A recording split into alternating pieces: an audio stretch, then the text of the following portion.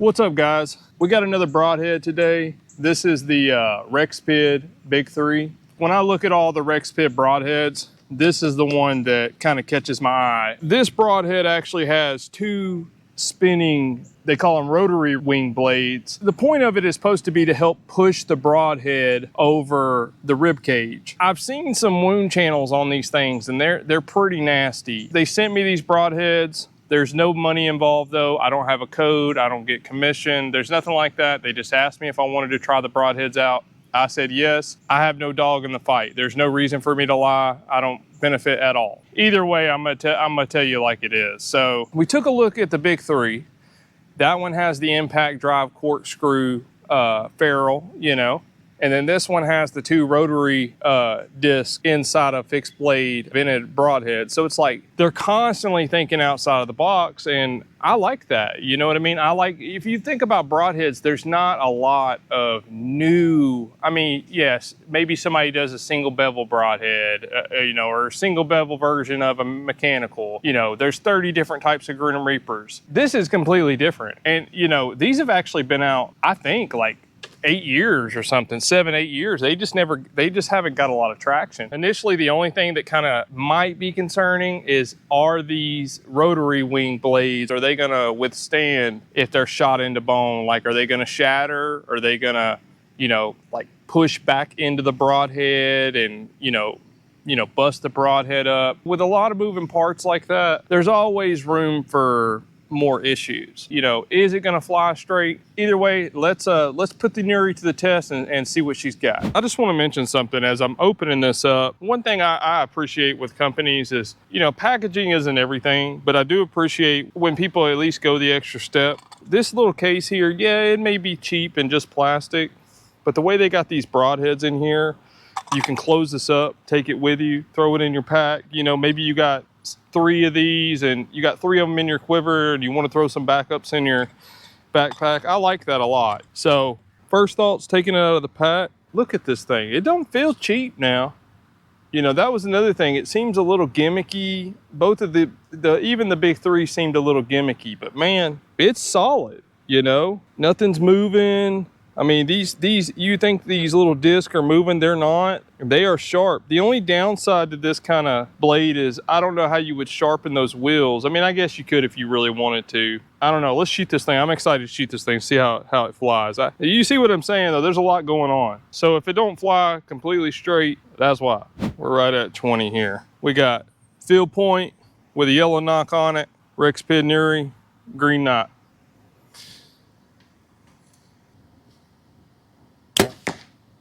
It almost had like a whistle to it. All right, let's see what the field point does. I mean, I already know it's gonna be at least decent. Seems like I might have shot slightly high, but not bad. It's a little right, but that's good. Let's move it out to 30, see what it does. This is 30 yards. I'm just gonna shoot this at 30, and I got like 2 or 3 people that always say, shoot it out to 40. So we're gonna shoot it to 30. I'm not gonna shoot a field point. We just did that at 20. If this hits where I'm aiming, it's good. So then we'll shoot it out to 40. Oh, this is nuts to me. This thing shoots better than the Big 3. I'm kind of learning it as I go, man, but you would think with this thing being flat and with the wheels on it, you know, and having 6 sides to it, that this thing would be rough. I'd like to see how it does on the when we start shooting it into wood and testing the durability, but this thing flies, son. So what I'm gonna do this time is sling a field point behind it. Here we go, 40. Oh. Let's go look at it. That one may have been a little, well, let me shoot my field point. I don't know what I'm thinking. Where'd that go? Let's sling another one.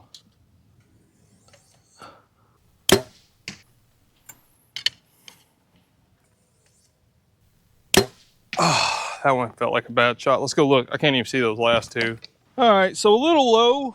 We're about 1.5 inches, 2 inches low, about 1.5 inches, 2 inches, and a little to the right. So I'm gonna back it up 10 more yards, shoot it again and see if it keeps going right. If it does, we know it veers off to the right. Rexpid Nuri at 47. Ooh, Oh my gosh, this thing is nasty, son. All right, watch this. All I did was put my bottom pin on the top of the target, so I'm gonna do the same thing here. I don't know where that went, but it felt like it went left. I don't really ever shoot from past 30, really. I'll shoot from 40 sometimes, but not a lot. So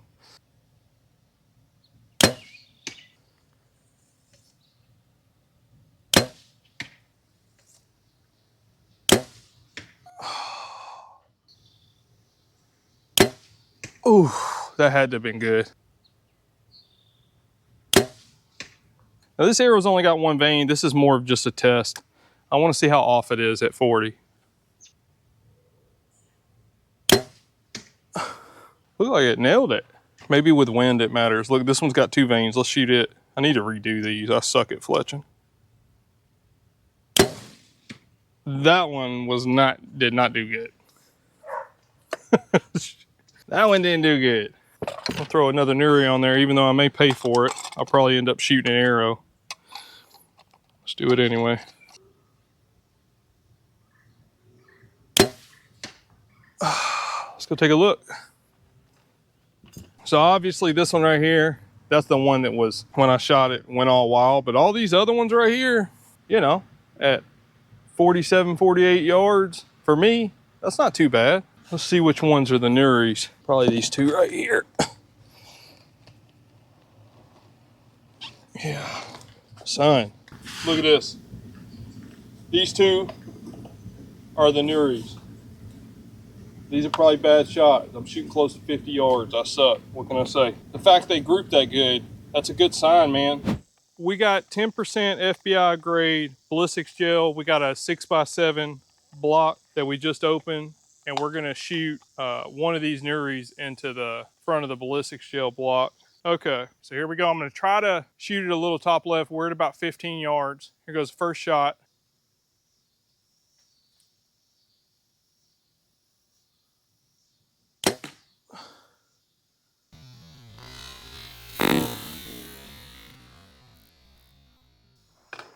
That's a hit, baby. All right, let's see what it did here. I mean, this, I didn't shoot it as top left as I wanted to, but bro, the wound channel on that, look on this side, Rick. Look at this opening here. You got this gash here, and then I don't know if you can see on the camera, but there's two additional slots. There's a slot here and a slot here on both sides where those wheels, I mean, this thing, that is a wound. And as it's going in, it looks like it's turning a little bit, like it's almost twisting as it's going through the cavity. All of their broadheads are kind of, they got something different with them. I mean, that is just nasty. Nasty. Let's see how far it penetrated this block. So we're looking right at about 10 inches. Yeah, right, 10 inches and a quarter is what it looks like. All right, let's pull her out. It looks fine, still sharp as crap. These things are sharp, I'm telling you. Well, we're gonna test deflection, and then we're gonna shoot it into this, this tin bucket and just see how it does with durability after that. So we're gonna shoot it at this plywood here, and the plywood's on an angle. So if it goes through the plywood, that's good. It doesn't have a lot of deflection in the broadhead. If it bounces off the broadhead and hits the target, doesn't mean it's a bad broadhead. It's just, it's better if it goes through this plywood here. So here we go. Did it bounce? It went through it? Let's do another one. Well, I don't want to mess this one up. I'm probably going to shoot one of those this year. This head here has really impressed me. I mean, look, maybe I should shoot more straight on it. Let me try it again. Screw it. I'm going to shoot it more flat. I'm going to stand pretty flat with this thing. We're about 10 degrees off of the way this thing is sitting. So let's see if it'll go in this way. I mean, we're almost shooting straight at a flat board here. Did it bounce? Bro, it's getting dark. Bounced, didn't it? Holy cow, I'm telling you, bro, this broadhead has shocked me, dude. Goodness gracious. So, I mean, that's about as good as it gets right there, bro. Here, you hold them, Rick? Just hold them on the back. I don't want to mess them up. I want to get them out of this foam. Hold on. And then let's just take them off. Be careful grabbing them round ones. Them round ones right there. They're sharp, ain't they? Yeah, they are. They look like a gimmick, but they ain't. Look at that chunk, how it just carved that out. Oh, yeah. Ripped them up. I mean, just look at the line in the wood, bro. That is insane. So what we're going to do, and I'm only going to do this with one. I don't want to mess them up. We'll shoot them into the tin can and just see what kind of durability they got. That is 2 1/8-inch pieces of sheet metal. Well, it's a circle, right? So it's one piece wrapped around, but it's going to go through 2. So here we go.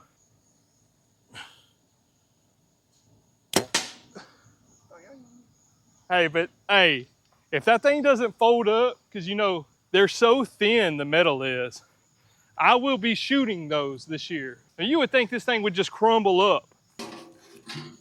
Let's see what we got. We'll take it over the light to make sure. So there's the entrance. Here's where the 2 blades would be right here. And then here's the exit wound. Pretty disgusting, man. And then you got the standard cut-on contact broadhead. I mean, that is an absolute savage wound channel. I mean, the way that thing opens up the cavity is pretty crazy. I like that a lot. So as you can see, it got pretty dark on us, but I wanted to show you these broadheads real quick. So this broadhead right here is the one that went through the wood. And as you can see, there's not a lot of damage on this. So going through, you know, something like a scapula bone or something, these are going to turn out just fine. Now let me show you the other one that went into the metal. Now it ain't perfect, but considering the thinness, I mean, look at the thinness of these blades, man. I mean, whatever they make these out of, it's some kind of steel. I forget, I'll have to look on the packet. I'll put it on the screen, but whatever they use, man, it's no joke. There's some chatter on the edges of the blade. You can tell it's been shot through metal, obviously. There's not much you can do about that, but these rotary blades here, I don't see no chatter on these things.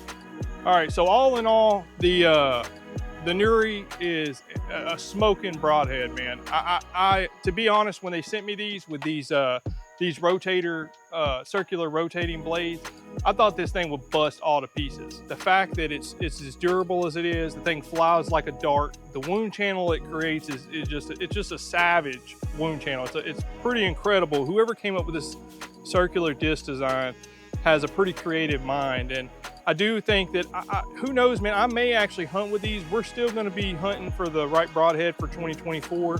Appreciate you guys watching. Like, comment, subscribe. As always, God bless you guys, and y'all have a good week. Thank you so much.